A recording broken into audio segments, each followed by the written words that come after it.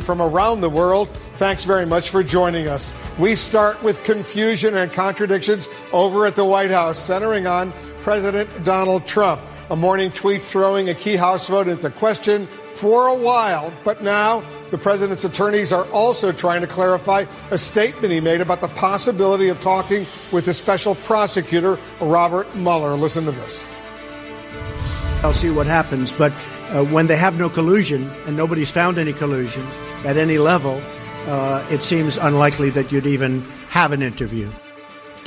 Let's bring in our senior White House correspondent, Jim Acosta. Jim, let's start with the president all of a sudden saying sees no reason for him to have to talk to Robert Mueller. It's unlikely, very different from what he said earlier last summer. That's right, Wolf. And remember, last summer, he said he was 100% willing to talk to Robert Mueller about the Russia investigation. Now, of course, that has changed. The president yesterday saying that, he's not sure yet whether or not he wants to talk to Robert Mueller. But I did talk to a source from the president's legal team this morning, Wolf. It should be pointed out that this source told me that in the view of people inside the president's legal team, he got a little ahead of himself, is the way this source described it in his comments yesterday at that news conference with the Prime Minister of Norway, and that at this point they have not closed any doors on this question of whether the president will sit down with Robert Mueller's team, and so they are very much leaving that possibility open at this point. The other thing that we want to talk about, Wolf, in addition to that confusion that the president caused yesterday with his comments about the Mueller investigation, there is this confusion that was created over here this morning when the president once again was on Twitter and fired off some tweets that really just roiled both ends of Pennsylvania Avenue. We can put this up on screen and show you what we're talking about. These are tweets that the president posted this morning about the FISA program. That is the Foreign Intelligence Surveillance Act. That's up for reauthorization. The House just voted to reauthorize it.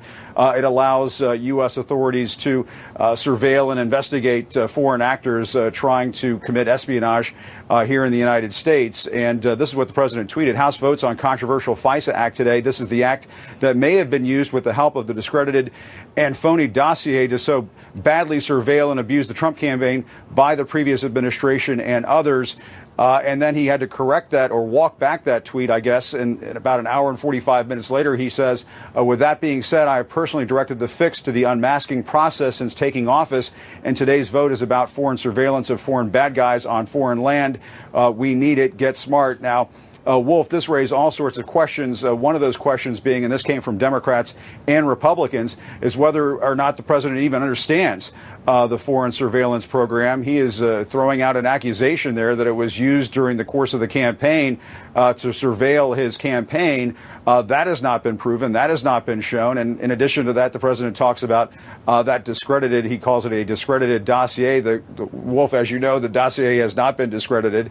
That is the dossier that has been alleged to show some ties between the Kremlin and the Trump campaign.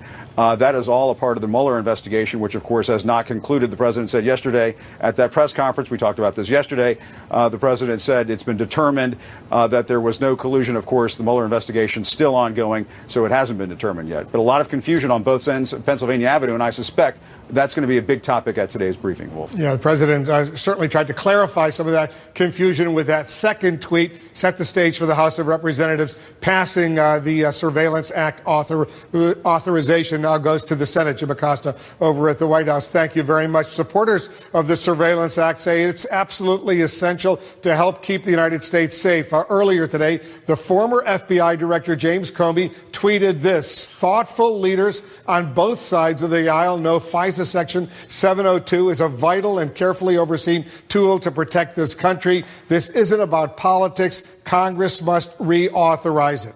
Bob Baer is the CNN intelligence and security analyst, a former CIA operative. Bob is with me here right now. Bob, walk us through, first of all, FISA. Tell our viewers here in the United States and around the world what it is, specifically this Section 702. 702 collects metadata, text, email, telephone calls, cell phone intercepts on foreigners. Occasionally, there is collection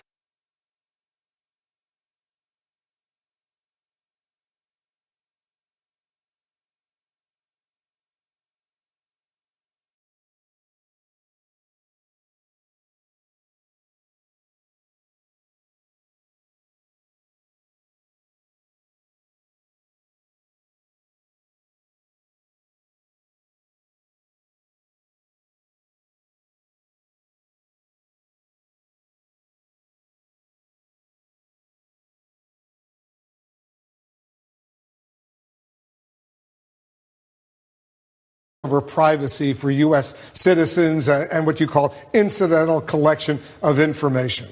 It doesn't happen. You've got a lot of lawyers sitting on this.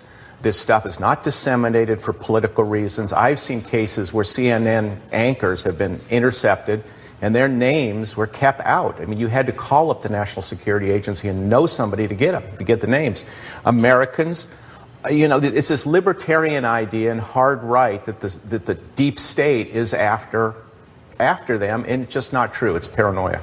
Bob Baer, thanks very much for the explanation. Let's bring in Democratic Congresswoman Jackie Speer of California. She serves on the House Intelligence and Armed Services Committees. Congresswoman, thanks for joining us. Thank you, Wolf. So you just voted no on the reauthorization of FISA, the Foreign Intelligence Surveillance Act. Why? So first of all, let me say that the men and women who serve us in the NSA and CIA who rely on 702, I totally support. But I will say that this particular reauthorization actually expands 702. And the privacy communities and advocates around the country would prefer to have reauthorization of the existing law rather than this new proposal. So while I support 702, what they have added to it with what's called about collection is deeply troubling. And we have to remember that warrants are necessary from time to time. There is the opportunity to allow for warrantless searches when there is a national emergency, when there is a terrorist attack or concern about national security. So there is the opportunity to use 702 without a warrant, even under the law. But it is expanding this so that the warrantless searches can happen more regularly. Well, you were on the losing side of the vote today, so it's going forward apparently for the next 6 years, assuming the Senate follows suit and the president signs it into law. The president, speaking of him, he tweeted twice on this bill earlier today. The first tweet criticizing it, the second one dramatically walking back his earlier comments. The House Speaker, Paul Ryan, he tried to clarify the tweets, saying the president has concerns about the domestic FISA law, but that is not what they were voting on. Do you think the president actually knew what they were voting on? No, I don't. And this should send out a huge red flag to every American, because what we now have is someone who's acting as the president. He's a reality president who watches Fox News, and based on what he hears there, he tweets. I think his Twitter account should be shut down, and he should listen to the experts who he is surrounded by, who have really important information to share with him, rather than getting all of his information from one outlet that has a particular bias. It is going to make us less safe as we move down the timeline. Last June, the president said 100% he'd be ready to be interviewed under oath by the special counsel, Robert Mueller. But now he says it's unlikely he will have to meet with Mueller about the Russia probe into allegations of Trump campaign, allegations of collusion during the 2016 election with Russia. His lawyers now say he got ahead of himself. Why do you think the president, at least yesterday, backed off his initial commitment to agree to an interview? Well, I oftentimes think the president is shooting from the hip and thinks that he is omnipotent. He thinks that somehow he is above the law. The truth of the matter is that he can be subpoenaed.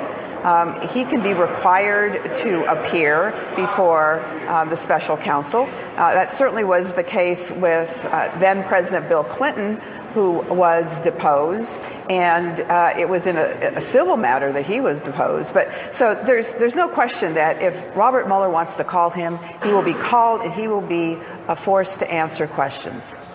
Let's talk about DACA and the Dreamers. It looks like there's not going to be a clean bill, which is what you and so many other Democrats want. Are Democrats giving into the president's demands right now that in order to allow the 700,000 or 800,000 Dreamers, these individuals who were brought here as children illegally by their parents, have grown up here in the United States, that there will have to be a deal on border security and other related issues in order to allow them to remain? I am willing personally to negotiate with the president and with Republicans for border control, enhanced border control, a high-tech wall, if I may use that term, to make sure that these 800,000 kids stay here. This is their home. I have a young man who's at the University of Pacific, 18 years old, studying math and economics, who wants to be a professor. He was brought here when he was 7 years old. He knows no other country. And I think we have an absolute obligation to these DACA kids. And I think the president agrees. The extent to which we have to negotiate enhanced border control of some sort, I'm willing. I'm not interested in building a useless wall that's not going to provide us the kind of security we need when we have technology now that can do it better, faster, more effectively. Will you support the spending bill? The government runs out of money on January 19th. You don't have a lot of time. If DACA is moved aside, there's a March 5th deadline for DACA, but will you support keeping the government running, not shutting it down, even if there's nothing in there that gives new life to DACA? Well, it certainly depends on what's in the bill beyond just a continuation of the spending. I don't want to see the government shut down, but I do want us to take seriously the responsibility we have to protect these DACA kids, and it shouldn't be a last-minute action. So many of them are in California, where you are, the district that you represent as well. Congresswoman Jackie Speier, thanks for joining us. Thank you, Wolf. Great to be with you. Coming up, a physical wall, a river, some fencing. The cornerstone of President Trump's winning campaign seems to be evolving right now. Plus, the president's administration announcing today they're paving the way for states to make some Medicaid recipients work. And there's a scandal that's erupted in Missouri after the governor there admits to an affair but rejects reports he blackmailed his mistress with a nude photo. Republican Senator Jeff Flake of Arizona has just told CNN that a group of bipartisan senators, Democrats and Republicans, that the group has reached a deal on immigration, and he says that they will be discussing it with the White House so they can move forward and get those dreamers, the 700,000 or 800,000 dreamers, to remain in the United States legally. It's the only game in town, Flake says. There's no other bill. Just want to caution everyone, even if they have such an agreement among moderate Democrats and Republicans in the Senate, it's not necessarily a done deal by any means. Got to get through the Senate, got to get through the House of Representatives. This would only be a first step, maybe a very significant step. Phil Mattingly is going to be joining us in a moment, our congressional correspondent, but Republican Senator Mike Rounds of South Dakota is joining us right now from Capitol Hill. We're going to get some specific details on what these bipartisan senators have come up with. Well, I don't know if you're familiar with what they were talking about. Well, what can you tell us? Well, we've agreed that we won't discuss the details until we've all agreed to discuss the details. I am familiar with it. I think it's moving in the right direction. It does encompass a number of the areas that most of us have been talking about that have to be addressed. It does include issues surrounding a border security program or a plan. Some people will call it the wall. But it does include provisions for that. It also includes provisions addressing specifically the dreamers, and it goes a little bit beyond that as well. But I think rather than trying to lay out details that I was not directly involved in negotiating, but I'm aware of, as a courtesy, I think those individuals who have done the negotiations should be allowed to lay it out in the appropriate format. So basically, the dreamers, they would be allowed to stay as part of this deal. There would be some enhanced border security. I take it that there's no longer a desire to build a 2,000-mile wall. It would be a few hundred miles, some fencing, some sensors, additional protection, but not necessarily that huge wall that President Trump used to speak about when he was a candidate. Well, I think the president has suggested on several different occasions, in some cases, the wall could be invisible. The wall can take a lot of different forms. We want to make it the best, the one that's the most efficient way to get it done. And I think the president really does agree that that's an appropriate way to handle it. And I think for most of us in the Senate, and I won't suggest that I'm speaking for everyone, but I think most of us agree we do want border security. That's critical in this case. But border security means you use the best technologies available as well. In some cases, it's a structure. In other cases, it's electronic surveillance. But in all cases, it means the appropriate manpower. And it also means going back in and talking about those employers who are hiring individuals illegally and making sure that they're not doing that in the future. And also that employers have access to the appropriate records so they can determine who is legal and who is not legal. Would this legislation be part of the spending bill, or would it be standalone legislation? I honestly can't tell you that. I don't know.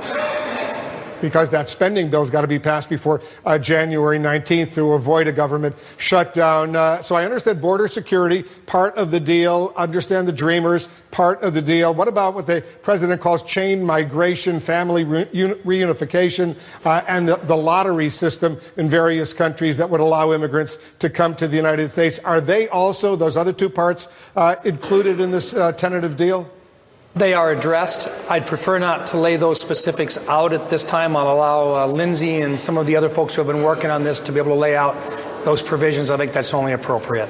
And so this would be a first step. The president the other day at that bipartisan meeting with senators and members of the House, Democrats and Republicans, said he would then go forward with what is called comprehensive immigration reform, not just dealing with the 800,000 Dreamers, but dealing with about 11 or 12 million immigrants, illegal immigrants here in the United States, undocumented immigrants, and find presumably some pathway to citizenship, legal residency here in the United States. All of that, the comprehensive immigration plan, that would be the next step, right? That's not included in this initial step. It is not included in the initial step. It is the multi-billion-dollar or even the trillion-dollar part of the challenge, recognizing that there's been a violation of law, but also recognizing that you've got to find a way forward without incentivizing others in the future to take the same path. And so that means you've got to actually have an operating immigration system long term. Our country needs that. We need the manpower. We need those bright individuals who want to come to this country once again. So a comprehensive, or at least an immigration reform package, is critical long term to the viability, the economic viability in this country. And I think most members in Congress recognize that. I want you to stand by, if you can, Senator. Phil Mattingly, our congressional correspondent, is getting some more information. Phil, update our viewers on what you're learning on this tentative bipartisan deal among U.S. senators. Yeah, so Wolf, this has been the Gang of Six, the group that has been working now for months and certainly meeting day in, day out, trying to figure out some pathway forward on this. It's been a separate group. It's not a group necessarily endorsed by leadership. What we know at this point is they have basically been moving towards a final agreement right now. Senator Jeff Flake's office saying they believe they reached a deal. Other people saying that they are in agreement on the broad principles. Basically that they are at the point right now where they need to start talking to their conferences, to their caucuses, and frankly to the White House about what this would entail. Now, we know some of the outlines of what they've been working on, but I think one of the key components about how serious these negotiations have been, Wolf, and you know this town quite well, when things aren't leaking out of negotiations, that generally means they're actually going well and actually moving in a good direction. That's been the case with these negotiations over the last 48 hours. To put this in context here, this is the proposal that a lot of people assumed, whatever this proposal ends up being, that a lot of people assumed would be the train that leaves to address the DACA issue. This was a bipartisan proposal. This had 3 Republicans and 3 Democrats in a room working on it, have been working on it for a long period of time. That said, I've been talking to Republican leadership sources in both the House and the Senate over the course of the last couple of days, and they have grown very skeptical of this proposal, skeptical of this working group. We've seen over the last 48 hours, well, several different working groups kind of sprout up, several different groups of senators who have had some resistance to where things might be going. And I think in the wake of that White House meeting, where everybody kind of took what they wanted out of that particular meeting, a lot of people have been trying to figure out what the actual proposal is that would move forward. Here's another important point to keep in mind. A proposal, any proposal that gets put on the table that can actually address the DACA issue, which everybody involved says needs to be addressed, has to be considered viable at this point, because people are trying to reach out for something to try and prevent a government shutdown, to try and address an issue that both immigration advocates, Democrats, and a lot of Republicans say is an urgent issue. That means that this proposal, when it comes out, whatever it ends up looking like, is in play. But, Wolf, I do think it's important to note, Republicans who control the House, control the Senate, and control the White House have grown more skeptical by the day of where this was headed. They will decide whether or not this heads to a Senate floor or to a House floor or to the president's desk. So there's a lot of things that are moving around right now, but it's worth noting the proposal that a lot of people have been waiting for, that Senate Minority Leader Chuck Schumer has been pointing to for weeks now as the answer, the potential solution. It looks like they are on the verge of reaching that point where they're at least going to start briefing their members, briefing their colleagues, and briefing the White House on what they've come up with, Wolf. Yeah, and Senator Rounds is still with us. We're going to get back to him in a moment. Senator, I want to get your reaction. Dana Bash is with us as well. We're getting some initial reaction, our Jeremy Diamond over at the White House, that there's skepticism at the White House. The White House apparently has not yet been fully briefed on this tentative bipartisan deal. And they will very shortly. And Phil laid out perfectly, as usual, the real dynamics going on behind the scenes, that this is a very important group, bipartisan group of senators, 3 Republicans, 3 Democrats, who have been working to try to find a deal. The issue is that these are senators in both parties who are very eager to get a deal. These are the people who are most likely to be okay with kind of whatever it is that they can come up with. The key and the way to crack the code on actually getting this into law is, first and foremost, making it so that this is something that the President of the United States and those at the White House who are working on this are okay with. Because there will be skepticism among House Republican leaders. There will be skepticism among Senate Republican leaders because they don't want this albatross around their neck, because they have been there many, many times before where they're endorsing something that the base can't stand and then they get burned for it. That is why when the president said the other day he is willing to take the heat, that is the most important thing that we need to remember to take away from this. If and when this group brings this proposal to the White House, and if the president says, yes, okay, that is going to be the moment where they begin to really sell this. Because just take the House, for example.